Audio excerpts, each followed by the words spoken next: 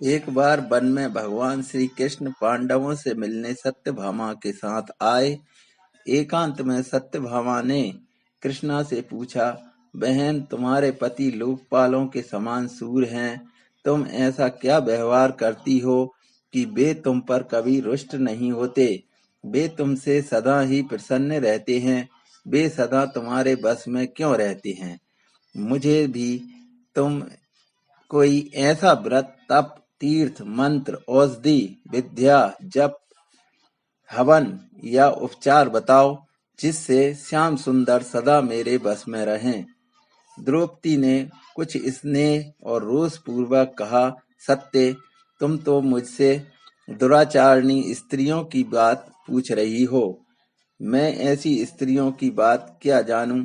मुझ पर ऐसी शंका करना तुम्हारे लिए उचित नहीं है। जब पति जान लेता है कि पत्नी उसे बस में करने के लिए मंत्र तंत्र कर रही है, तो उससे डरकर दूर रहने लगता है और इस प्रकार चित्त में उद्वेग होता है, और तब शांति कैसे रह सकती है? तंत्र मंत्र आदि से कभी पति बस में नहीं किया जा सकता।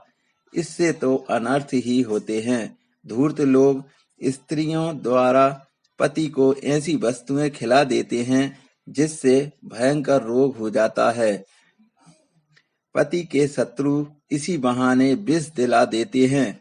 ऐसी स्त्रियां मूर्खतावश पति को जलोदर, कुष्ठ, अकाल वार्धक्य, नपुंसकता, उन्माद या बधिरता जैसे रोगों का रोगी बना देती हैं। पापियों की बातें मानने वाली पापी नारियां इस प्रकार पति को अनेक कष्ट देती हैं। साध्वी स्त्री को भूलकर भी ऐसा प्रयत्न नहीं करना चाहिए। द्रौपदी ने इसके पश्चात अपनी चर्या बतलाई कि मैं अहंकार और क्रोध छोड़कर पांडवों की तथा उनकी दूसरी स्त्रियों की सावधानी से सेवा करती हूँ। कभी ईर्ष्या नहीं करती, केवल सेवा के लिए मन को वश में करके पतियों के अनुकूल रहती हूँ। ना तो अभिमान करती हूँ और ना ही कभी कटु भाषण, असभ्यता से खड़ी नहीं होती। बुरे स्थान पर नहीं बैठती, बुरी बातों पर दृष्टि नहीं देती और पतियों का दोष न देखकर उनके संकेतों के अनुसार व्यवहार करती हूँ। कितना भी सुंदर पुरुष हो, मेरा मन पति के अतिरिक्त उधर नहीं जाता। पतियों के स्नान भोजन किए बिना मैं स्नान या भोजन नहीं करती।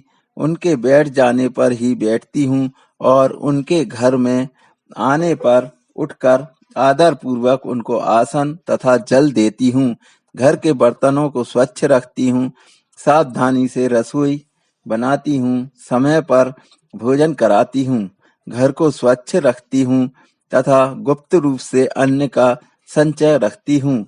कभी किसी का तिरस्कार नहीं करती, दुष्टा स्त्रियों के पास तक नहीं जाती, द्वार पर बार बार नहीं खड़ी होती, कूड़ा फेंकने के स्थान पर अधिक नहीं ठहरती। पति से पृथक रहना मुझे पसंद नहीं है। पतियों के घर से कार्यवश बाहर जाने पर पुष्प चंदन का उपयोग छोड़कर व्रत करती हूँ। मेरे पति जिन वस्तुओं को खाते पीते या सेवन नहीं करते, उनसे मैं दूर रहती हूँ। स्त्रियों के शास्त्र विहित सब व्रत करती हूँ। अपने को सदा वस्त्र अलंकार से सजाए रहती हूँ। द्रौपदी ने बताया कि मेरी पूज्या सास ने भी कौटुंबिक धर्म बताए हैं, सबका पालन करती हूँ। भिक्षा देना, अतिथि सत्कार, श्राद्ध तथा त्योहारों पर पकवान बनाना, माननीयों का सत्कार आदि सब धर्म सावधानी से पालन करती हूँ। पतियों से अच्छा भोजन, अच्छे वस्त्र मैं कभी ग्रहण नहीं करती।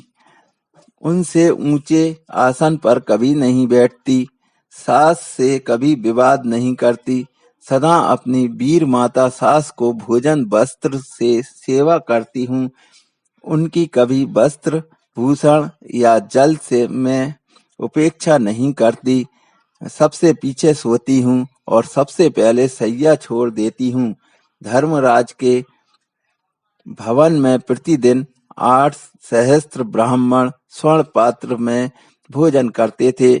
महाराज 88 सहस्त्र स्नातकों का भरण पोषण करते थे। 10 सहस्त्र दासियां उनकी थीं।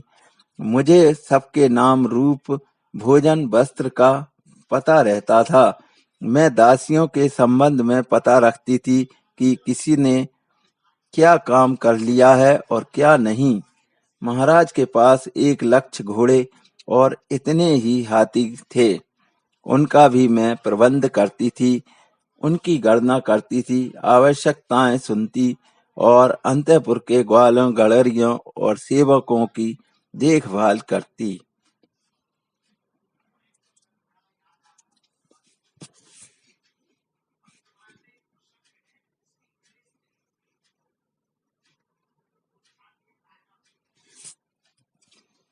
महारानी द्रौपदी के कार्य यहीं समाप्त नहीं हो जाते और बताती हैं कि महाराज के आय व्यय का हिसाब रखती थी। मेरे पति कुटुंब का सारा भार छोड़कर पूजा पाठ या आगतों का सत्कार करते थे। पूरे परिवार की देखभाल मैं ही करती थी। वरुण के समान महाराज के अटूट खजाने का पता भी मुझे ही रहता था। भूख प्यास सहकर रात दिन एक करके मैं सदा पांडवों के हित में लगी रहती थी। मुझे तो पतियों को बस में करने का भी यही उपाय ज्ञात है। महारानी कृष्णा सचमुच गृह स्वामिनी थीं। सत्यभामा ने उनसे क्षमा मांगी।